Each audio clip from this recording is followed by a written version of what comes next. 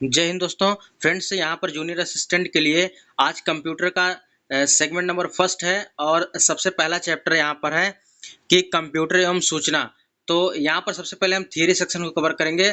जैसे theory section complete होगा, इसके बाद हम एमसीक्यू फॉर्मेट में जितने क्वेश्चन यहाँ से बन सकते हैं, प्रीवियस ईयर में जितने पूछे गए हैं प्रश्न, सभी को हम कवर करेंगे। तो फ्रेंड्स, यह आपके जूनियर असिस्टेंट के लिए काफ़ी इंपॉर्टेंट है, तो इस वीडियो को बिल्कुल ध्यान से देखिएगा।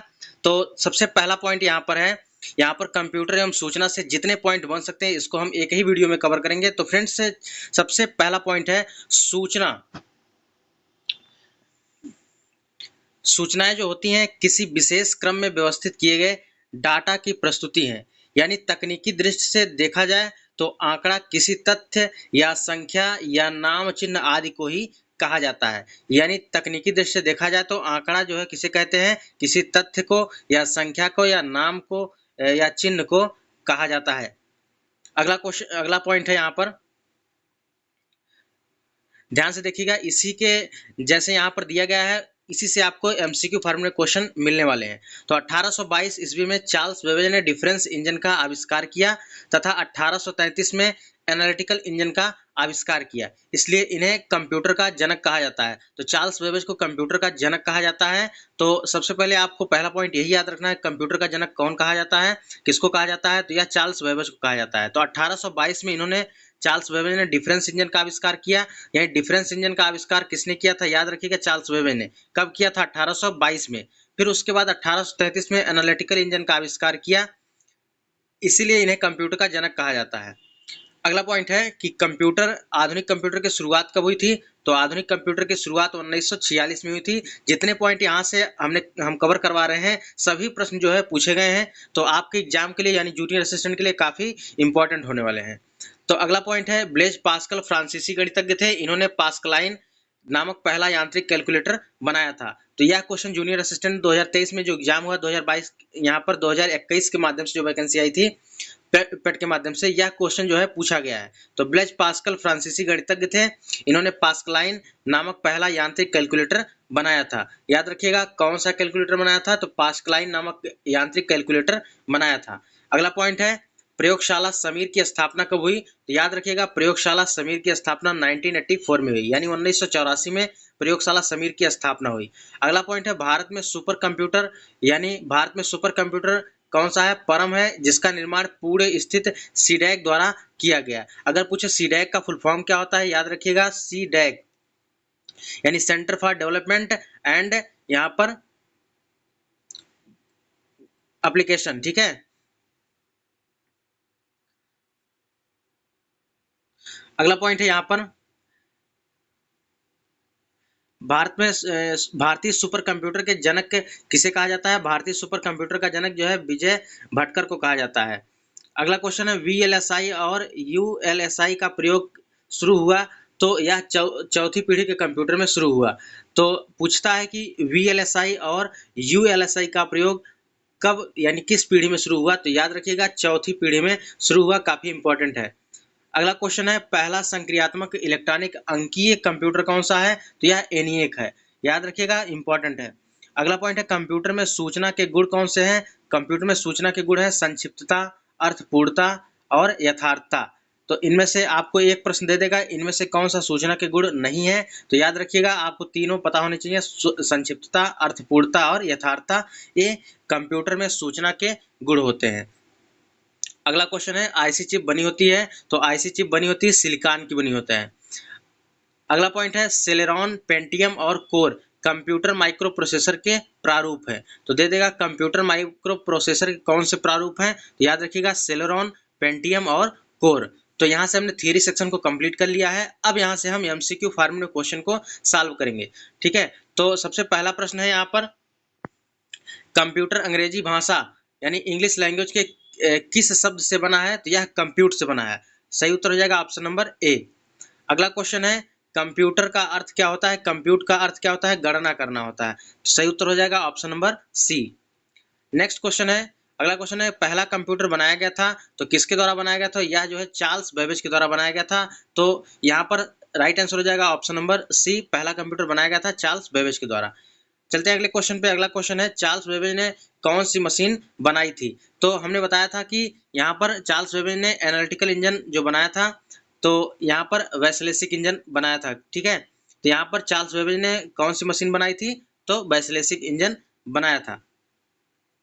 अगला प्रश्न है, अगले प्रश्न पे चलते हैं। अगला क्वेश्चन है 5th नंबर का,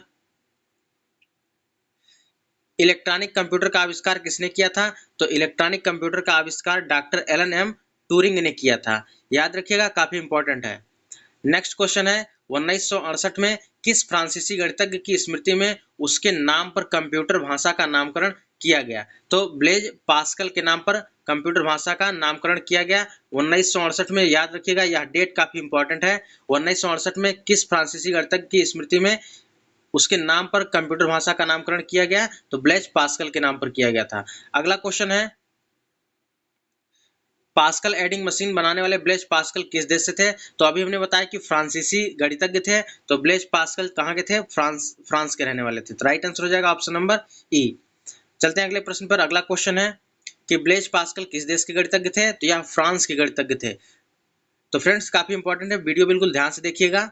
अगला क्वेश्चन है, प्रयोगशाला समीर की स्थापना किस वर्ष हुई थी? तो प्रयोगशाला समीर की स्थापना 1984 में हुई थी। हमने थियरी सेक्शन में इसको कंप्लीट किया था। सही उत्तर हो जाएगा ऑप्शन नंबर सी। अगला क्वेश्चन है, विश्व कंप्यूटर साक्षरता दिवस कब मनाया जाता है? यह 2 दिसंबर को मनाया जाता है। काफी इंपॉर्टेंट है और मोस्ट रिपीटेड क्वेश्चन है।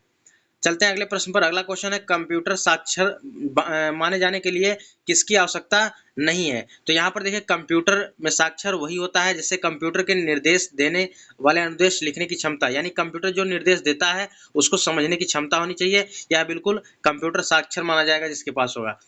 यह ज्ञान की कंप्यूटर क्या है कि यह ज्ञान कि कंप्यूटर क्या है और कैसे काम करता है, ये भी ज्ञान होना चाहिए।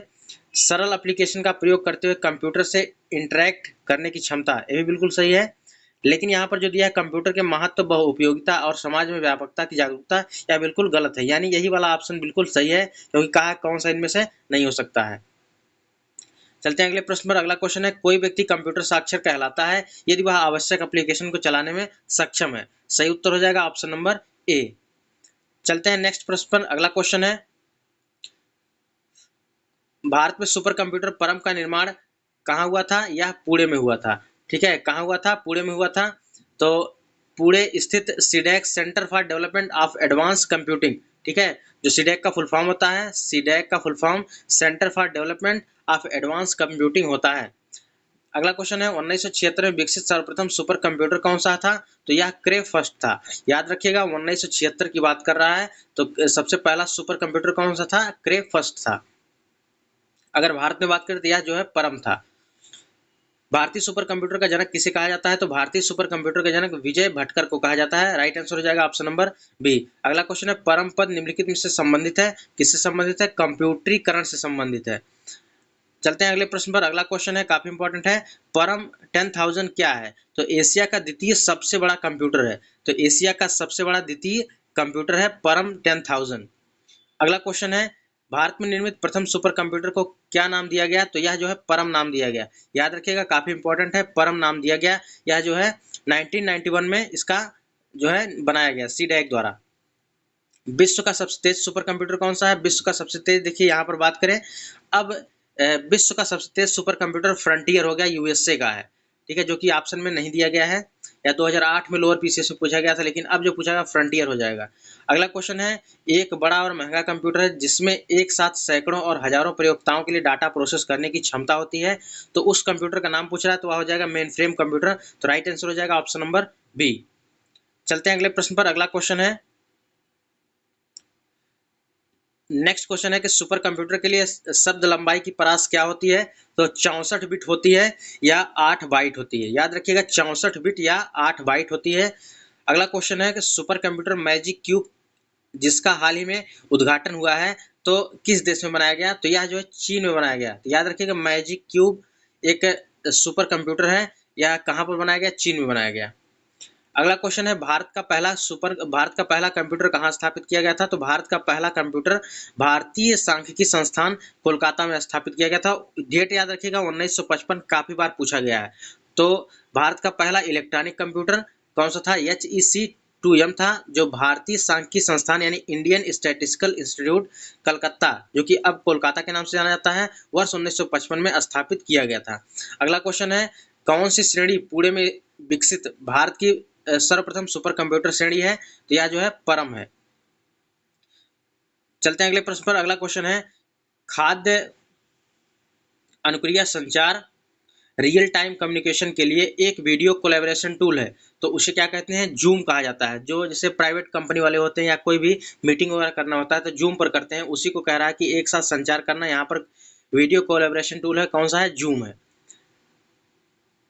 अगला क्वेश्चन है कि भारत का पहला सुपर कंप्यूटर किसे माना जाता है? तो परम 8000 को माना जाता है। नेक्स्ट क्वेश्चन है कि हाल ही में राष्ट्रीय सुपर कंप्यूटिंग मिशन के अंतर्गत स्थापित सुपर कंप्यूटर परम प्रवेग की क्षमता कितनी है? तो 3.3 पेटा फ्लॉप्स है। याद रखिएगा, काफी इंपॉर्टेंट, 3.3 पेटा फ्लॉप्स है। अगला क्वेश्चन है, निम्नलिखित में से किस प्रकार कंप्यूटर में सर्वाधिक शक्तिशाली होती है? तो यह सुपर कंप्यूटर में सबसे ज्यादा शक्ति होती है। चलते हैं अगले प्रश्न पर। अगला क्वेश्चन है, कौन सी श्रेणी पुणे में विकसित भारत की सर्वोत्तम सुपर कंप्यूटर की श्रेणी में आता है? तो यह परम आता है। याद रखिएगा, परम जो है आपका सुपर कंप्यूटर की श्रेणी में आता है और परम की स्थापना 1991 में हुई, जो कि भारत का पहला सुपर कंप्यूटर है और सीडैक द्वारा किया गया है, जो कि पुणे में है। तो सीडैक का फुल फॉर्म क्या होता है? Centre for development of advance computing होता है। अगला क्वेश्चन है, बताया कि डेस्कटॉप और टैबलेट निम्न में से किस प्रकार के कंप्यूटर संबंधित है? तो यह जो है माइक्रो कंप्यूटर से संबंधित है। तो राइट आंसर क्या हो जाएगा? ऑप्शन नंबर सी हो जाएगा। अगला क्वेश्चन है, अपनी लागत और आकार के कारण कंप्यूटर अपेक्षाकृत विरल होते हैं, रेयर होते हैं, या कौन से होते हैं? सुपर कंप्यूटर होते हैं। अब चलते हैं अगले प्रश्न में। अगला क्वेश्चन है, हाल ही में कंप्यूटर का सबसे कम शक्तिशाली फिर भी इसका सर्वाधिक प्रयोग होता है और यह तीव्रतम वृद्धि वाले प्रकार के कंप्यूटरों में आता है, तो इसका नाम पूछा है, तो यह माइक्रो कंप्यूटर हो जाएगा। देखिए, सभी यह प्रश्न पूछे गए हैं और आपको इन्हीं में से जो है प्रश्न देखने को मिलने वाला है जूनियर असिस्टेंट के एग्जाम में, इसलिए वीडियो को बिल्कुल ध्यान से देखें। अगला क्वेश्चन है, पर्सनल कंप्यूटर की कंप्यूटर जरूरतों को पूरा करने के लिए डिजाइन किया गया है, तो यह जो है पर्सनल कंप्यूटर व्यक्ति की कंप्यूटर जरूरतों को पूरा करने के लिए डिजाइन किया गया है। पर्सनल कंप्यूटर किस लिए डिजाइन किया गया है? व्यक्ति की जो पर्सनल जरूरतें होती हैं उसको पूरा करने के लिए। अगला क्वेश्चन है कि निम्न से एक समय में कई उपयोगकर्ताओं को सपोर्ट कर सकता है, तो एक समय में कई उपयोगकर्ताओं को सपोर्ट कर सकता है मिनी कंप्यूटर। राइट आंसर हो जाएगा option number B, mini computer. अगला क्वेश्चन है, चलते हैं नेक्स्ट प्रश्न पर। अगला क्वेश्चन है,